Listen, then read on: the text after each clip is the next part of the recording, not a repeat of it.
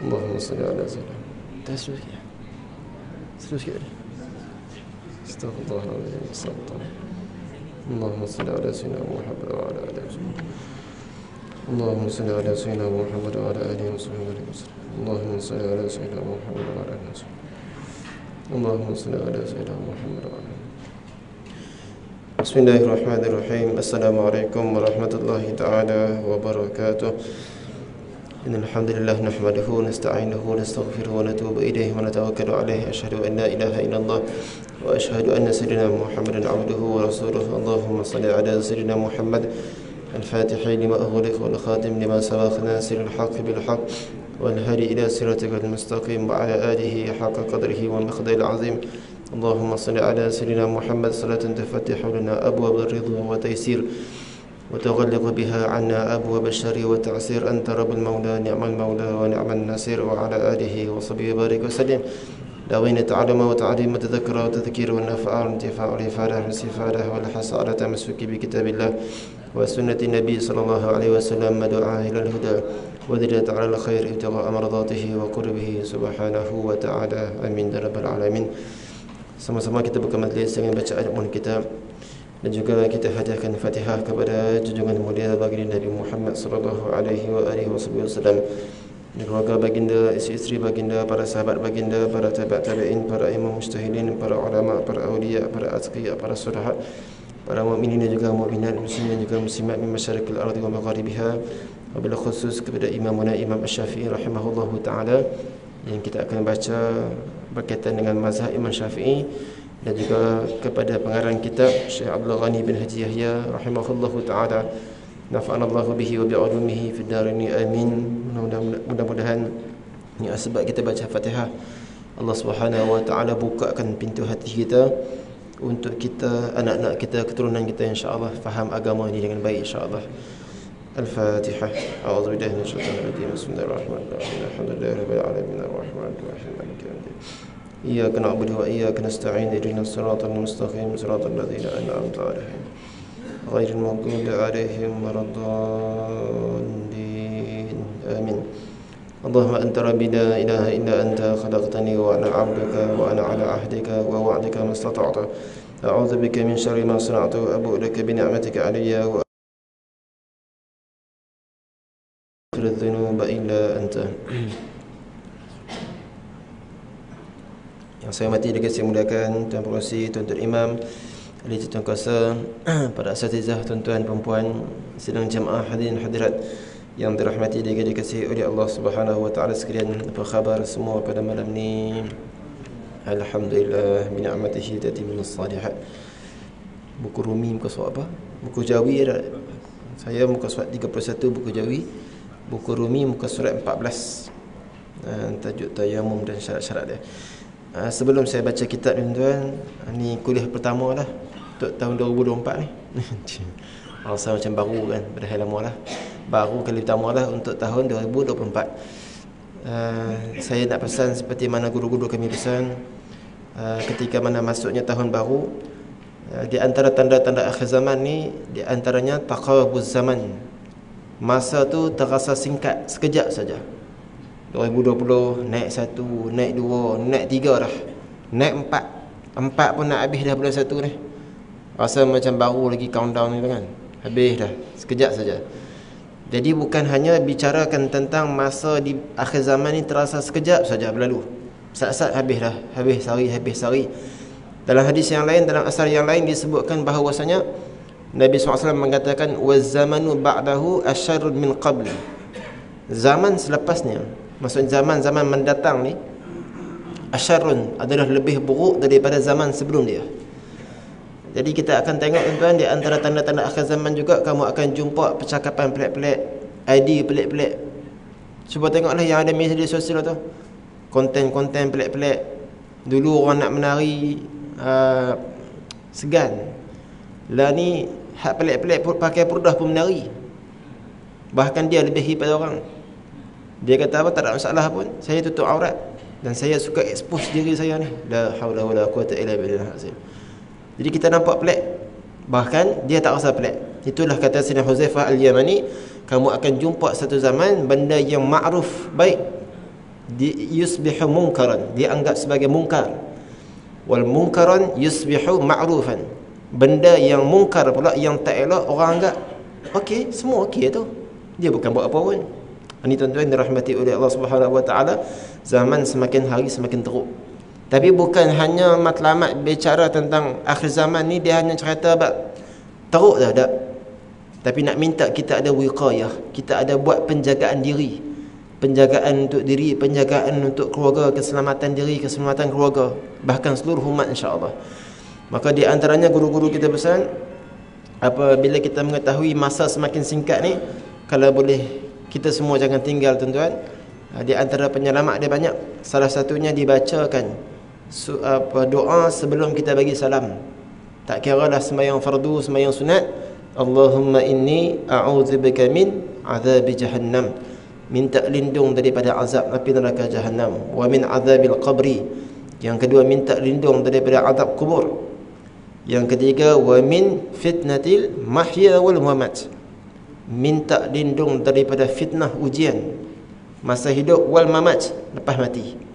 Masa hidup kita pun ujian, lepas kita mati kita pun tak tahu jadi apa, ujian juga.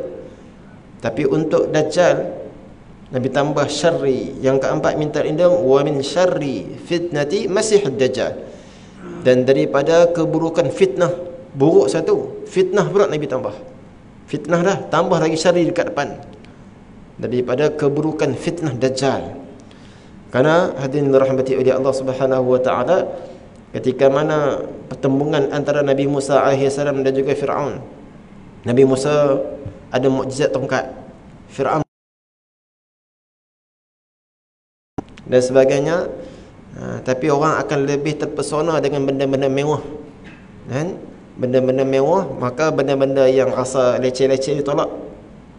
Maka itulah yang akan dibawa oleh Dajjal. Benda-benda mewah, dia akan bawa benda-benda yang menyeronokkan nafsu, dia akan bawa. Maka yang itulah manusia suka, dan mudah-mudahan kita tak suka yang tu insya-Allah. Nanti bacalah insya-Allah. Guru kita pesan sembahyang fardu, sembahyang sunat, baca insya-Allah. Jadikan amalan, bagi tahu anak isteri masa ni semakin hari semakin singkat dan benda buruk banyak lagi. Kemudian buku kalau boleh kita angkat sikitlah, jangan tak bawah. Ada Quran dalam ni, ada hadis. Kemudian tuan-tuan dirahmati oleh Allah Subhanahu Wa Taala, kita sembahyang maghrib, kita sembahyang subuh ni setiap hari. Jangan pula kita buat benda yang merugikan. Antaranya tuan-tuan apa dia? Kadang-kadang kita dapati ada orang ni, dia lepas bagi salam, Assalamualaikum warahmatullahi, Assalamualaikum warahmatullahi, sembang terus. Dia macam nak kemat dah, kena sembang terus. Rugilah tuan, kan? Sebab bila kita dah sembang, dan kalau boleh sebelum kita bangun, kaki kita ni dalam keadaan duduk tasyahud akhir lagi.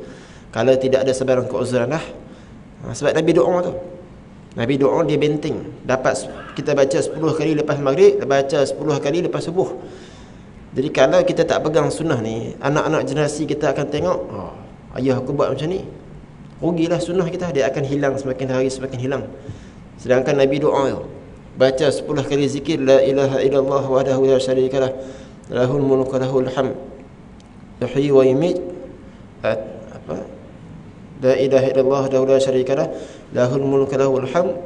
Riwayat tidak ada yuhyi wa yumiit, wa huwa ala kulli syai'in qadir. Terus 10 kali. 10 pahala dapat, 10 dosa diampunkan, 10 darjat diangkat. Yang keempat, dipelihara daripada benda yang makruh, benda yang dibenci. Dia sendiri tak suka, Allah jaga dia. Dan jadi hirzan minasyayatin, jadi benteng daripada syaitan. Jadi percaya apa yang Nabi sebut ni betul-betul insya-Allah jadi, kalau kita pegang dengan sunnah Nabi kita sallallahu alaihi wasallam. Mungkin saya pernah cerita dulu tuan-tuan, ketika mana satu wawancara di Mesir, seorang Syekh Wahid Salam Bali. Beliau ni pengamal perubatan. Jadi kata beliau, satu hari aku macam biasalah pagi-pagi merawat ni, ada seorang wanita kena rasuk. Jadi ketika mana aku minta jin tersebut keluar, jin kata aku dah lama dah duduk kat badan perempuan ni, tak boleh aku suka kat dia. Syekh kata tak boleh, tempat kamu bukan kat sini, keluar. Tekan punya tekan, dia kata, jin tu kata nak keluar duduk kat mana? Duduklah mana pun, saya kata. Yang penting bukan badan orang. Dia kata aku tak mau. Kalau ya pun aku nak keluar, aku nak masuk dalam badan kamu Syekh. Kalau macam tu tak apa, silakanlah. Kita jangan try no. Don't try it at home ke kat mana kan, jangan try. Kalau tak ada ilmu. Dia pun keluar, jin tersebut keluar daripada badan tersebut. Bila nak masuk dalam badan Syekh, dia bercakap, kau baca apa ni? Kau baca apa sekarang? Kau baca apa? Tak. Aku diam je. Kau baca apa? Ada benda kau baca ni? Tak, aku tak baca. Tadi dia kata aku tak pernah tinggal lepas subuh, dan aku yakin Nabi SAW mengatakan zikir ini hirzan minasyayatin, la ilaha illallah wahdahu la syarika. Ni menjadi benteng, aku yakin sungguh Nabi sebut takkan tipu punya. Dia kata yang tu, itu kuat zikir tu sebut. Itu kuat. Jadi tuan-tuan, janganlah kita buat benda-benda yang merugikan. Sebab setiap hari kita sembahyang subuh, setiap hari kita sembahyang maghrib, dan ada orang buat ini macam tak tahan dah, nak kena sembang juga. Rugilah kita tengok. Kenapa tegur tuan-tuan? Takut sunnah Nabi SAW semakin hari semakin hilang. Baik, Allah Subhanahu Wa Taala. Cuba kita nak tengok perbahasan fiqh masuk kepada tajuk baru berkaitan dengan tayammum. Ni di antara benda yang jarang kita praktik. Tapi tak apalah. Yang pertama kata guru kami, benda yang kita mengaji ni tak semestinya kita nak amalkan terus. Kita mengaji juga. Kita mengaji bab hamba tak ada. Orang lelaki mengaji bab haid, bab nifas. Mana ada peluang dan ruang nak keluar haid nifas? Tak ada. Jadi kenapa mengaji bahkan boleh mengajar pula bab haid nifas? Kerana dipanggil apa? Syaraful ilmi. Kemuliaan ilmu yang datang daripada sahib syara', Nabi kita sallallahu alaihi wasallam, yang datang daripada Nabi sallallahu alaihi wasallam. Jadi pada tahun lepas tu dia. Tahun lepas lah 2023 saya dah cerita sikit berkaitan dengan sejarah tayamum ni. Tayamum ni sejarah apa tuan-tuan? Kata tahun lepas lah, bulan lepas lah. Ini sejarah keberkatan yang ada pada ahli keluarga Sayyidina Abu Bakar As-Siddiq dan juga Sayyidina Aisyah radhiyallahu taala anha. Sayyidina Aisyah anak. Jadi ceritanya pada tahun keempat Hijrah berlakunya satu dipanggil peristiwa hadithul ifki. Tuduhan palsu. Dah tuduh palsu pula, yang dimainkan oleh ketua munafik Abdullah bin Ubay bin Salul. Ketika mana balik daripada peperangan, maka waktu tersebut rantai ataupun kalung Sayyidina Aisyah jatuh. Kita semua sedia maklum cerita ni. Jadi disebabkan itu pemberian ibunya, beliau cari orang sahabat-sahabat masa angkat pelana tu, anggap macam Sayyidina Aisyah ada dalam tu. Sebab beliau bukanlah orang badan yang besar, angkat tak berasa lah. Sahabat Aisyah radhiyallahu ta'ala anha bukan ada dalam tu. Rupanya Sayyidina Aisyah duk cari apa ni? Duk cari kalung rantai yang jatuh. Tengah-tengah cari tuan-tuan, Nabi SAW minta seorang sahabat namanya Safwan bin Mu'attil, yang mana beliau ditugaskan orang terakhir sekali balik untuk cek barang-barang ataupun orang yang ketinggalan. Beliau lah yang akan tolong bawa. Tengok-tengok tuan-tuan, bersama dengan Sayyidina Aisyah, terjumpa dengan Sayyidina Aisyah, bukan besar terjumpa Sayyidina Aisyah. Sayyidina Safwan bin Mu'attil ni orang sahabat yang beradab, tak cakap apa, minta sahaja Sayyidina Aisyah naik kenderaan. Bila naik kenderaan ni, hadirin sekalian, Allahumma salli ala sayyidina Muhammad, sahabat-sahabat tunggu lama dah. Bila tunggu lama, air pun habis. Ni cerita dia ni. Bila air habis, masuk waktu solat, nak berwuduk tak boleh. Jadi tuan-tuan yang dirahmati oleh Allah Subhanahu wa taala, Sayyidina Safwan bin Mu'attil tarik Sayyidina Aisyah duduk atas kenderaan. Maka orang munafik nampak, oh jalan dua-dua orang. Maka tuduhan fitnah zina dimainkan oleh ketua munafik. Tuduhan ni bukan main-main tuan-tuan, sampai Nabi SAW pun terkesan. Sayyidina Aisyah balik sakit hampir sebulan. Nabi pun tak ramah macam sebelum ni, kerana fitnah ni dahsyat. Dan fitnah ni tuan-tuan berlaku. Permainan fitnah ni bukan zaman Nabi saja. Permainan daripada orang munafik ni bukan zaman Nabi, berlaku sampailah sekarang, sampailah kiamat. Setiap benda yang berlaku pada zaman Nabi, pengajaran dia kita boleh ambil sampai bila-bila. Itu sirah memainkan peranan penting. Jadi tuan-tuan, bila mana sahabat nak ambil wuduk, air dah kehabisan, nak solat tak boleh, maka waktu tersebut Sayyidina Abu Bakar As-Siddiq radhiyallahu ta'ala anhu bila tengok Sayyidina Aisyah, panggil anak dia Rasulullah tidur atas Sayyidina Abu Bakar. Panggil. Kamu buat apa ni? Pergi cari kalung rantai tak bagi tahu. Bahasa macam itulah. Maka Sayyidina Abu Bakar marah sungguh-sungguh Sayyidina Aisyah. Sehingga kamu telah menyebabkan orang Islam susah. Nak semayang tidak ada air, berwuduk tak boleh ada air ni. Maka ketika sebut, bila Nabi jaga cerita, sahabat cerita tentang masalah yang berlaku, maka turunlah firman Allah Subhanahu wa taala yang Allah Subhanahu wa taala menyebutkan, wa in kuntum marda aw ala safarin, sekiranya kamu sakit ataupun musafir. Kemudian di antara ayat dia, fatayammamu sa'idan thayyiba, kamu bertayamumlah. Ini jasa keberkatan yang ada pada keluarga Sayyidina Abu Bakar dan juga Sayyidina Aisyah radhiyallahu taala anha, disebabkan beliau maka diberikan kemudahan pada orang Islam yang lain. Itu asbab keberkatan yang ada. Bismillahirrahmanirrahim. Kata pengarang rahimahullahu taala, perkataan tayamum itu bahasa Jawi lah. Maksudnya menginginkan qasad. Qasad Baitullah, kita menginginkan ziarah Baitullah, tu qasad. Jadi kita pun terjemah apa tuan? Qasad ni apa? Usuli itulah. Kita terjemah apa? Sahaja aku. Maksudnya kita nak buat benda tadi tu. Qasad, berkeinginan. Firman Tuhan Allah Subhanahu wa taala, wala tayammamul khabitha minhu tunfiqun. Artinya janganlah kamu sengaja pilih yang huduh-huduh daripada harta kamu untuk memberi orang. Nampak ni? Hak benda tak elok ni manusia suka buat ni. Minyak dikatakan wangi tapi itulah paling busuk, yang tu bagi kat orang. Nak pergi rumah orang, takkan nak pergi tangan kosong kot. Belilah kuih apa-apa. Kuih tu kita tengok, contohlah apa makanan ke, buah ke, kita pun tak sanggup. Allah, berminyak. Ataupun orang jual tu pun kita pun geli. Takkan nak pergi tangan kosong kot, pergi rumah ustaz ni. Beli lah. Mana boleh macam tu? Nak pergi rumah adik-beradik ke sebagainya ni, tak boleh. Itu sebenarnya kita tidak ada adab dengan umat Nabi Muhammad sallallahu alaihi wasallam. Bagi benda yang kita pun tak suka, tiba-tiba kita boleh bagi kat orang. Ni Allah dah sebut dah dalam ni, jangan kamu bagi benda yang huduh, benda yang tak elok kepada orang ramai. Dan maknanya pada syarak istilahnya iaitu menepuk debu tanah ke muka, satu rukun.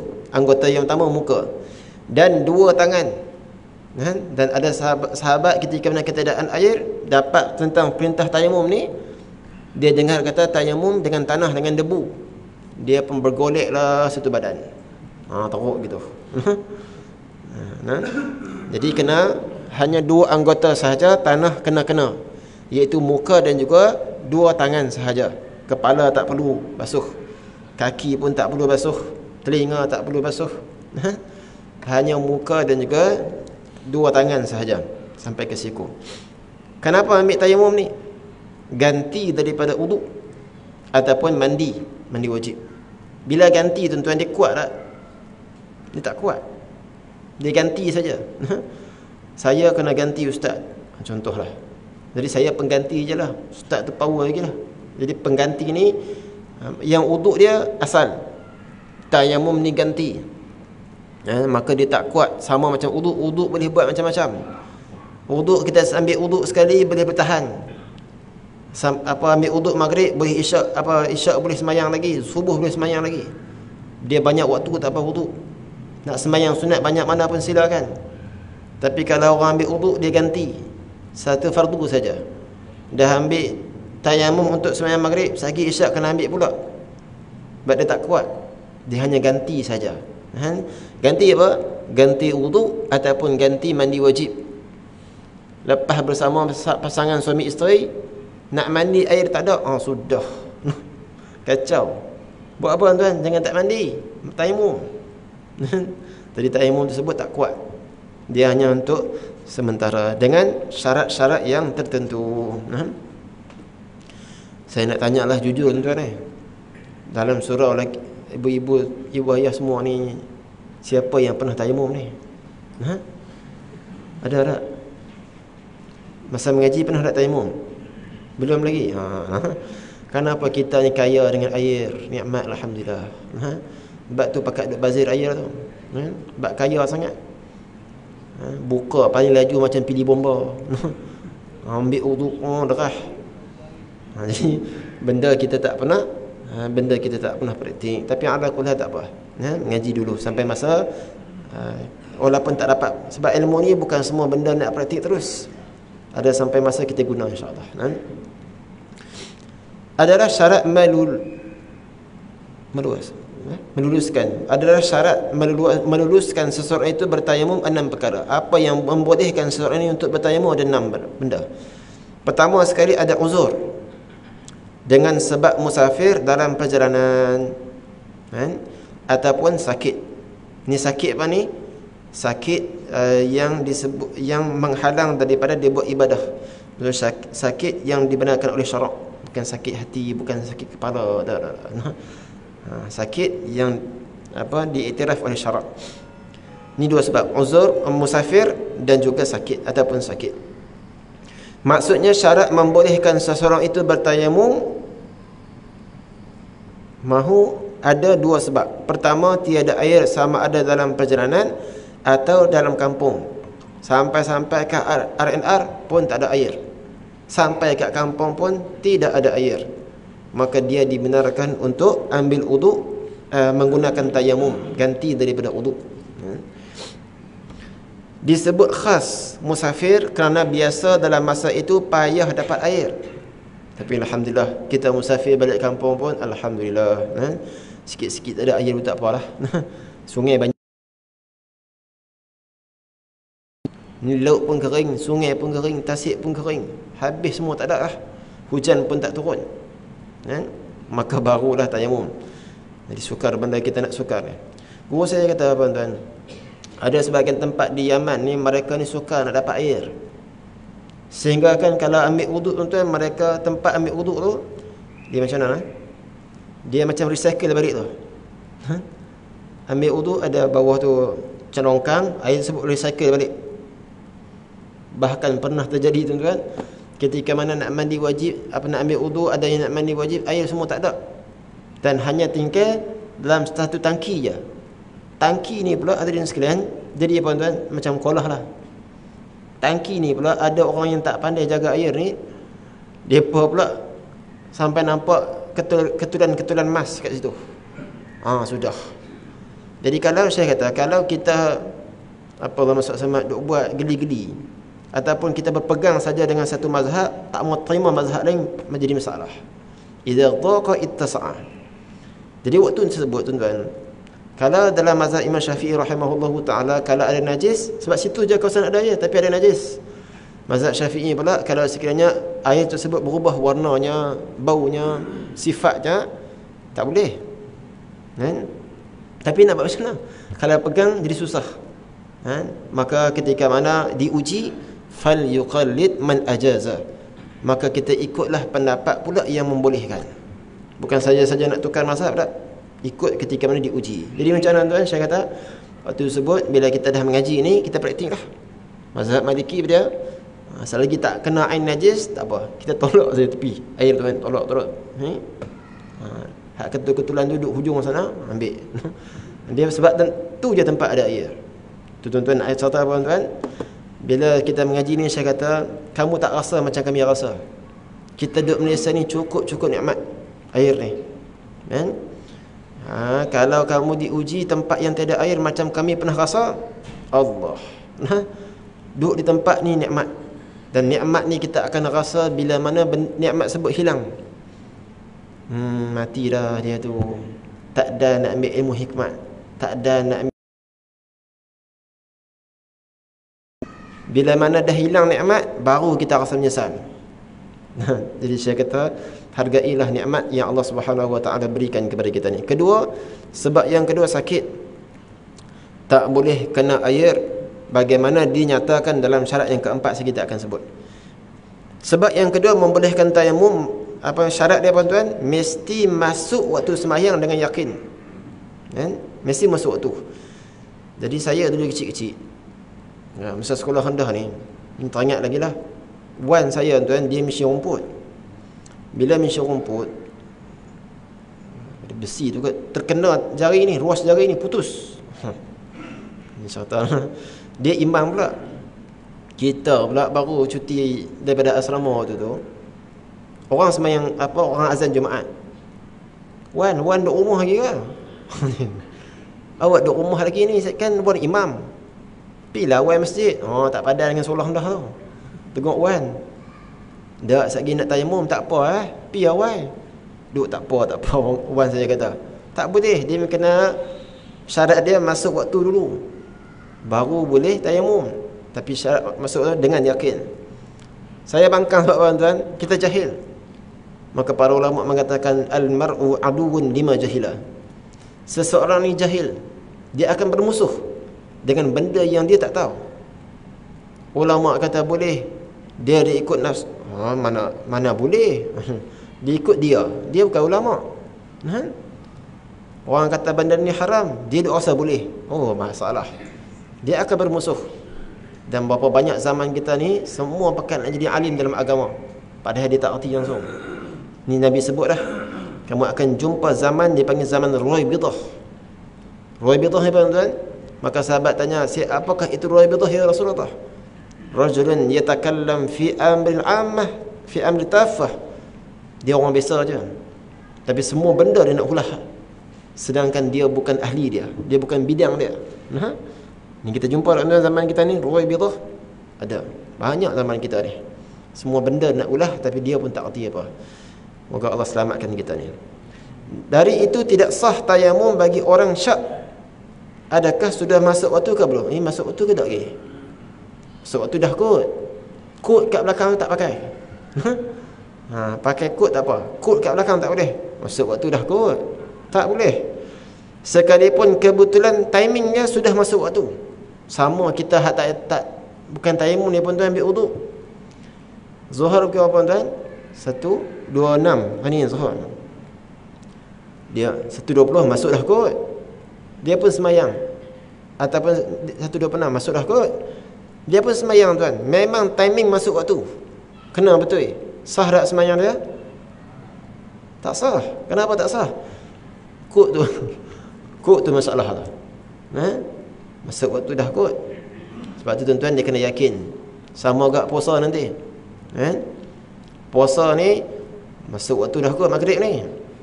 Di antara bulan yang paling kita tengok maghrib, puasa lah. Bila maghrib nak masuk ni? Dia pun tuan-tuan kot masuk dah kot maghrib. Makan 2 minit lagi tak masuk waktu maghrib. Kena buat apa? Tak jadi puasa tadi tu. Dia kena qada balik. Sebab syarat buka puasa mesti masuk waktu dia. Masuk waktu maghrib baru boleh buka. Lepas tu para ulama falak takwim semua ni mereka dah susun dah ni. Waktu ni tuan-tuan sebenarnya lajak sikit daripada waktu asal dia. Tak apalah kita lajak sikit kalau untuk buka puasa ihtiyat. Jadi semayang dia pun sama, tak boleh agak-agak ni. Masuk waktu dah kot. Kalau timing pun kena, semayang dia tak sah. Sama macam tayamum juga. Ketiga, mencari air lebih dahulu di mana tempat ia berada dari kawan-kawan. Tanya, ada air tak? Ada tak? Dia buat pengumuman. Ni payah nak praktik. Pasal apa? Semua tempat ada air kita ni. Tak apa. Dan di keliling tempat yang diagakkan ada air sejauh sampai didengar suara menjerit. Oi! Suara kita sampai mana agak-agak. Cari jauh tu. Ataupun sejauh panah nak panah. Hadul ghaus dia panggil. Had yang paling dekat. Hadul bu'di dia panggil. Ada had jauh. Had jauh kena jalan 600 langkah. Itu dalam perbahasan fiqh yang panjang lah. Ni yang pertama dia, kita sampai di satu tempat, kita pergi ulu ke mana ke, contohnya air tak ada, tanya dulu ada air tak. Kalau ada tak boleh kita tayamum. Tanya pula orang kampung, kok mana ada air ni? Sungai ada tak? Sungai pun tak ada, kering dah Ustaz. Semua kering kok ni. Cari tak ada dah, kering semua. Baru dibenarkan untuk tayamum. Seterusnya keempat, uzur memakai air. Umpama takut badannya jadi binasa atau hilang manfaat anggota dia. Badan dia kalau tak kena air tak apa. Tapi bila kena air tu dia main Parkinson terus. Dia tak boleh angkat dah tangan dia. Hilang manfaat tangan dia. Bila kena air saja, jadi apa tuan-tuan? Badan ketar ataupun boleh menyebabkan mati. Sebab tu ada zaman sahabat dalam satu peperangan Zatul Riqa'. Zatul Riqa', apa, Allahumma salli ala sayyidina Muhammad. Ketika tersebut sahabat ni berjunub, musim sejuk pula. Maka sahabat yang ni bagi tahu kepada sahabat yang lain, tak ada cara dah, melainkan kena mandi juga, mandi wajib. Maka dia tak tahan musim sejuk, mandi pula sejuk, meninggal dunia. Meninggal dunia. Kerana apa? Kerana berfatwa dalam keadaan tanpa ada ilmu. Itu meninggal dunia. Macam mana kalau orang jahil berfatwa sampai orang buat benda boleh masuk dalam api neraka Allah Ta'ala? Ini bahaya jahil zaman kita ni. Bahaya jahil agama. Jadi apa dipanggil ni? Hilang manfaat anggotanya, atau takut hendak pergi mengambil air disebabkan ada binatang buas. Dekat situ satu-satunya ada telaga. Kawasan tu pula kawasan singa sedia. Dia dah cari basai, tak boleh. Dia kena tayamum saja. Atau musuh. Ataupun musuh tunggu kat depan, hutang tak bayar, musuh duk tunggu dia. Musuh juga tu. Dia takut dengan orang yang bagi hutang. Dia takut dibunuh ke sebagainya. Atau takut hartanya kena curi atau kena rompak jika ditinggalkan. Jadi na'udzubillah lah, kita tak, mudah-mudahan selamat daripada benda-benda tak elok ni, insya-Allah. Kelima, ada air di sisinya, tetapi ia berhajat kepada air itu untuk minum bagi dirinya. Satu, ada air sebotol, tapi kalau guna untuk berwuduk lagi, habislah kehausan, tak boleh, haram dia minum, haram dia ambil wuduk guna air, haram. Dia kena buat apa? Sebab air ni untuk dia nak minum, untuk kelangsungan hidup dia kena tayamum. Ataupun bukan untuk dia je, atau untuk binatang peliharaannya, sekalipun untuk masa akan datang. Ni spare lagi sebotol ni. Ada kucing bersama dengan saya ni. Air ni kalau tak bagi kat kucing, kucing mati. Dia panggil apa semua ni tuan-tuan? Hayawanun muhtaram. Orang ke, haiwan ke, kita ni tuan-tuan dalam bahasa mantik, kita haiwan apa? Yang hidup. Kalau orang baca kitab tak faham, manusia ialah hayawanun natiq. Manusia ialah haiwan. Dia baca haiwan, dia baca manusia haiwan. Rupanya dimaksudkan dalam bahasa Arab tu haiwan yang hidup, natiq, yang bercakap. Tu kata apa? Tu kata jahil. Sebab tu Habib Umar bin Hafiz dia kata apa? Ada seorang baca lis-saimina farkhatain. Bagi orang yang berpuasa itu kena 2 ekor ayam. Dia pun beritahu kepada isterinya, kita setiap hari puasa buka puasa ni kena 2 ekor ayam. 2 ekor ayam berapa dong? Farhatain. Silap baris baca. Bagi orang berpuasa 2 kegembiraan. Buku dia tersebut ha jadi kha. Bagi orang berpuasa farhatain, 2 ekor ayam. La haula wala quwwata illa billah. 2 ekor ayam, farhatain. Berbuka 2 kegembiraan. Inda iftarihi, ketika mana dia berbuka. Siapa masa puasa dan rejak ni pun, masa buka dia sedih, sukar kita nak jumpa keadaan, mesti dia seronok kan. Dan yang kedua, kita gembira kerana apa? Ketika mana dengan asbab kita puasa sunat, puasa wajib ni, kita bertemu Allah Subhanahu Wa Taala, bawa pahala yang luar biasa. Sebab tu orang rajin puasa tuan-tuan, nanti dia akan tengok pahala luar biasa. Bulan rejak ni banyak akan puasa. Tu saya pesan kat diri saya lah, hak tuan-tuan ni masya-Allah dah rajin dah puasa. Sebab dia gembira, ya Allah, macam ni ke pahala puasa?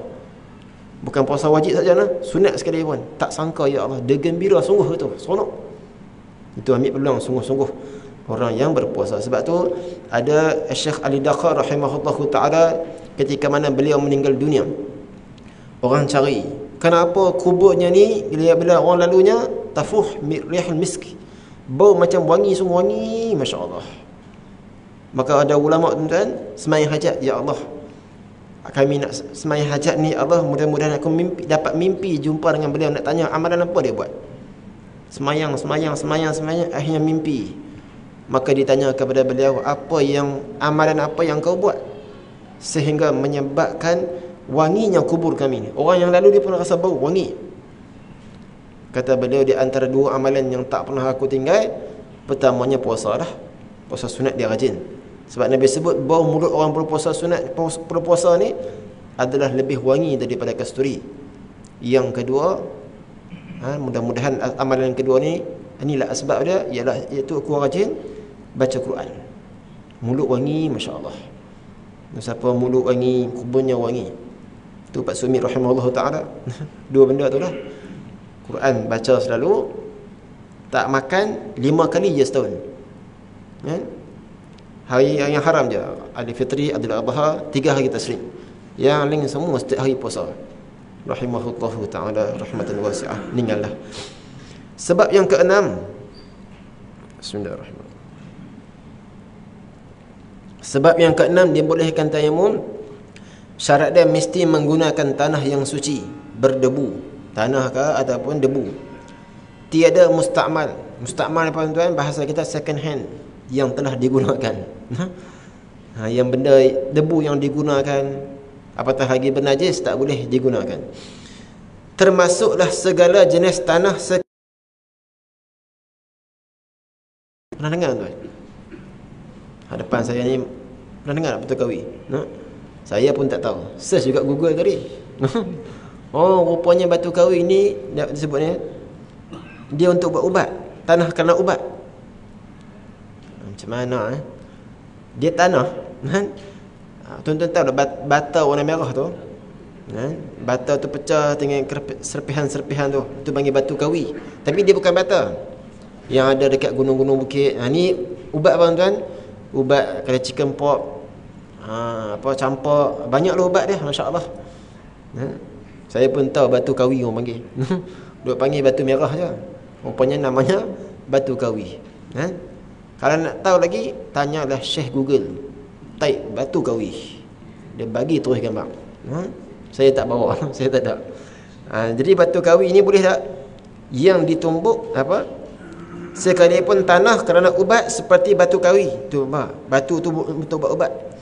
Yang ditumbuk, yang ditumbuk dan yang dibakar selagi belum jadi abu. Tumbuk sikit-sikit dia rela-rela, tak apa, boleh ambil. Tumbuk sampai jadi abu semua tu, dia ada proses lain lah. Jadi Batu Kawi ni, kita bacalah, dia ada bahan kimia, ada tadi macam-macam jenis. Tayamum dengan tanah yang bercampur dengan kafur, debu tembikar, pasir yang tiada berdebu dan lain-lainnya. Saya masa duduk kat Mesir tuan-tuan, dia Mesir ni terkenal dengan debu dia. Saya kata kita tak susah-susah kat sini. Tingkap kita semua berdebu. Ambil debu tingkat tebal. Buat make up pun boleh. Tu kelebihan lah kat sana. Debu banyak. Jadi kita tengoklah debu-debu yang bersih tersebut. Apabila berlaku pada seseorang uzur dengan sebab tiada air ataupun sakit, dan ada syarat-syarat yang lain itu, apabila ia hendak sembahyang, wajib ia bertayamum. Samalah seperti mana seseorang nak mandi wajib, nak berwuduk. Adakah minta maaf lepas bersama nak kena terus mandi wajib? Tak. Seorang sahabat tanya Nabi SAW, ya Rasulullah, adakah diwajibkan lepas malam bersama nak kena mandi terus? Tak. Nabi kata tidak. Wajib bila mana nak solat. Sahabat kata alhamdulillah. Kerana nikmat yang Allah bagi ni din wasi', agama ni luas. Jadi apa macam tu juga nak berwuduk, tak wajib lagi berwuduk kecuali bila mana nak solat. Tapi yang afdalnya masuk waktu lagi. Tapi untuk tayamum tak boleh. Mesti kena masuk waktu terlebih dahulu. Apabila ia hendak sembahyang wajib ia bertayamum kerana mandi hadas jika ada, dan kerana uduk ganti daripada air untuk mengharuskan sembahyang. Nampak tak? Dipanggil apa? Mengharuskan sembahyang. Saya akan terang fardu dia. Dan seumpamanya sahaja, tidak untuk mengangkat hadas ataupun menghilangkan najis. Lepas tu tengok di sini tuan, kita baca sikit terus. Kita ambil uduk, di antaranya kita niat nawaitul uduk. Cukup dah. Tapi untuk tayamum, nawaitul tayamum tak boleh. Sebab dia tak kuat. Kita ambil uduk, nawaitul uduk. Ataupun nawaitul wudu' raf'al hadasil asghar akbar, tak apa. Tapi kalau nawaitul tayammum li raf'al hadas, untuk angkat hadas kecil hadas besar, tak boleh. Bukan tu niat dia. Sikit kan? Bismillahirrahmanirrahim. Fardu tayammum. Fardu tayammum itu 5 perkara. Pertama, niat mengharuskan sembahyang. Haruskan sembahyang maksudnya apa? Membolehkan dia sembahyang ataupun tawaf ataupun menyentuh mushaf, Quran dan sebagainya. Lafaznya nawaitu tayammuma listibahati fardhi shalah. Artinya sahaja aku bertayamum kerana mengharuskan fardu sembahyang. Kalau dia bertayamum sahaja aku bertayamum untuk sembahyang sunat, maka sembahyang fardu dia tak boleh buat. Sahaja aku bertayamum untuk nak zikir, Quran dia tak boleh baca. Jadi kaedah tuan-tuan, benda yang berat, besar, dia boleh tarik benda yang kecil. Dia kata apa ni? Nawaitu tayammuma listibahati sunat solat ke fardu solat? Fardhi solat. Fardu solat. Maka buat sekali. Sahaja aku bertayamum untuk qiraatul Quran, bertayamum listibahati qiraatul Quran, mengharuskan baca Quran, maka dia boleh bawa Quran. Kan? Baca, bawa sekali boleh. Zikir sekali boleh. Kalau dia ambil yang bawah, niat yang sahaja aku bertayamum untuk sembahyang sunat, maka yang lebih berat, besar lagi tak boleh. Itu hukum dia. Bila dia niat demikian, bolehlah ia sembahyang untuk satu fardu dan beberapa sunat. Jadi macam saya sebut tadi, bila dah tayamum untuk sembahyang maghrib, isyak dia kena ambil pula tayamum lain, sebab dia hanya dulu satu fardu sahaja. Sembahyang sunat banyak mana pun tak ada masalah. Atau katanya nawaitu tayammuma listibahatis shalah. Artinya sahaja aku bertayamum kerana mengharuskan sembahyang. Bolehlah ia sembahyang sunat sahaja, tak boleh ia sembahyang fardu.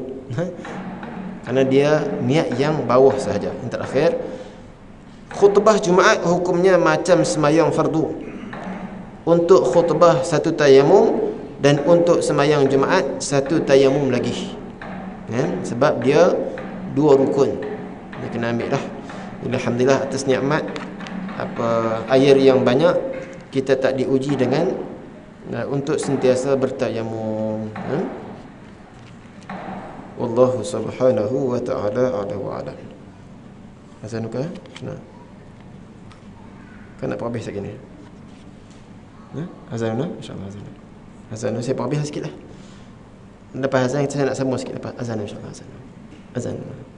Saya minta izin tuan-tuan, sambung sikit je.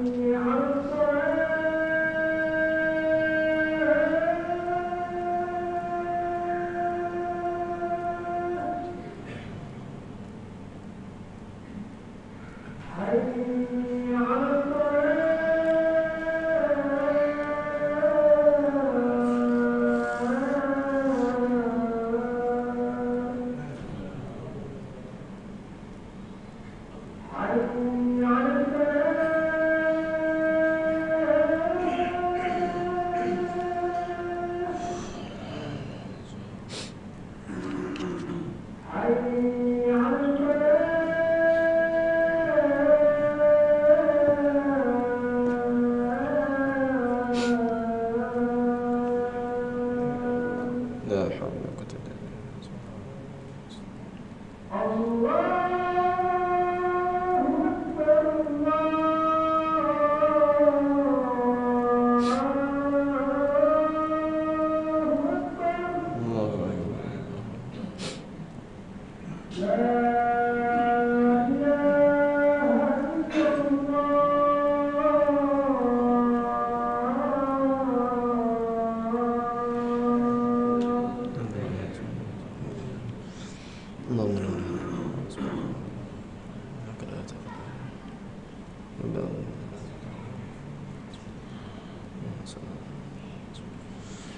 Saya minta izin dah, mungkin insyaAllah tak sampai 5 minit. Jadi bab ni saya lihat juga sikit lah. Itu syarat yang pertama mesti niat istibahati tayamum li istibahati fardhis salah. Syarat yang kedua, memindahkan tanah ke tapak tangan dengan ditepukkan kedua-duanya kepada tanah yang berdebu 2 kali tepuk. Tepukan pertama untuk muka, tepukan kedua untuk tangan sekali ni. Maksud dia kena, syarat dia pindahkan tanah, sekali untuk muka dan sekali untuk tapak, sekali untuk tangan. Maksudnya ada perbuatan memindah, pukul atau tepuk tidak mesti. Mesti kena pindah. Dia dekat tangan ke, dekat tingkap ke, letak tangan ke dekat tanah ke, tak apa. Mesti yang penting pindah. Itu ada perbuatan pindah, tak mesti tepuk. Itu bahasa kita tepuk lah. Lepas tepuk tuan-tuan disunatkan untuk kita nipiskan sebelum sapu ke muka. Sebab kita bukan pakai bedak, kita bukan ambil uduk. Ambil uduk tak apalah, sapu semua kan. Ni bagi orang panggil apa, layang-layang je, sikit-sikit je. Sekali dia sebut ni. Dari itulah sekiranya ditahankan tapak tangan dengan kepada angin yang bertiup. Kalau angin tu bertiup membawa debu dan lekat debu itu pada tangan kanannya, nescaya mencukupi dan memadai. Baik, masalah ni. Masalah ni disebut di antara masalah yang ghair mu'tamadah, yang tak dipegang. Sebab kalau angin tiup dia pun tahan tangan. Jadi debu-debu lekat, dia pun sapu, dia tak nak pindah. Ini tuan-tuan kalau ada kitab sendiri kena dhabit sikitlah. Ini di antara masalah yang tidak dipegang dalam mazhab. Maksudnya ada apa? Dia panggil masalah yang tidak muktamad dalam mazhab kita ni. Dia mesti kena ada perbuatan pindah. Jadi tak memadai lah kalau kata angin tiup bawa debu, kita pun tadah muka, kita pun tadah tangan. Tadah muka tak boleh. Sebab tak ada masuk istilah pindah. Dan lagi tidak mesti 2 kali tepuk. Kerana kiranya tidak rata dengan 2 kali, kenalah ditambah beberapa kali. Dalam kitab Bujarimih. Ketiga, menyapu debu yang telah lekat pada tapak tangan dengan tepuk yang pertama itu ke muka. Tepuk, kemudian kita nipiskan, sapu, tarik ke bawah. Jangan nak buat macam tu. Penuh bedak, penuh debu. Bukan, ini cerita tayamum. Tidak wajib menyampaikan debu-debu itu hingga ke celah-celah rambut ataupun janggut. Kalau wuduk kita buat macam ni tuan. Ni selat ke bawah. Tayamum jangan dia buat macam tu. Turun sekali je sudah. Apa sekalipun janggut nipis macam saya ni tak sunat. Malahan sunat pun tak buat. Apa tidak, jangan tak sunat pun duduk selati macam ni tayamum ni. Lekat habis tanah-tanah sekali ni. Kerana kesukaran, bukan macam air. Keempat, second last, terakhir, menyapu dengan tepuk yang kedua. Tuan-tuan yang pakai cincin masa tepukan yang kedua ni wajib tanggalkan cincin. Kenapa tuan?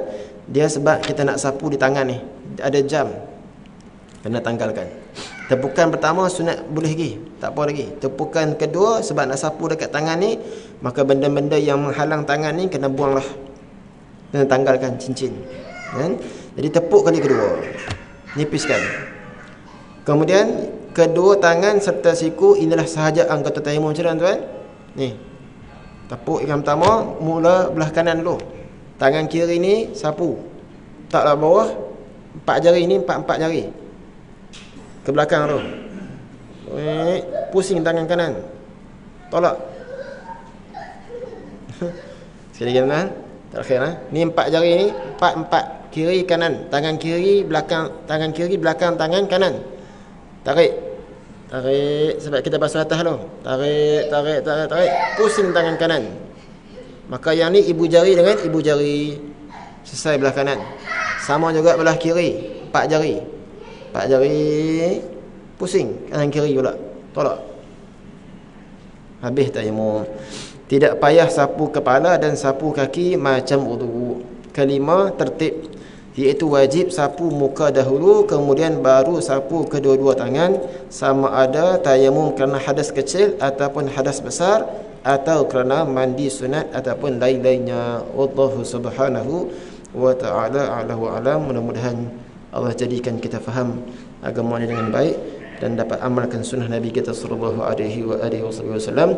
Dan insya-Allah lepas Rejab, lepas Isyak ni, sepanjang bulan Rejab, tuan-tuan pakai usahalah, kita pakai usaha diri sendiri untuk istighfar Rejab, Rabbighfirli warhamni wa tub alayya sebanyak 70 kali pagi dan juga malam insya-Allah. Bismillahirrahmanirrahim. Alhamdulillahirabbil alamin. Wassalatu wassalamu ala Rasulillah wa ala alihi washabbihi ajma'in. Allahumma anfa'na bima 'allamtana wa zidna 'ilma. Rabbana taqabbal minna innaka antas samiul alim. Ya awlina wa ya akhirin wa ya zakuwatul matin wa ya arhamar masakin wa ya arhamar rahimin wa ya arhamar rahimin. Rabbana atina fid dunya hasanah wa fil akhirati hasanah wa qina azabannar. Sallallahu ala sayyidina Muhammad wa ala alihi wasallam. Alhamdulillahi rabbil alamin. Taqabbalallahu minkum. Assalamualaikum warahmatullahi wabarakatuh.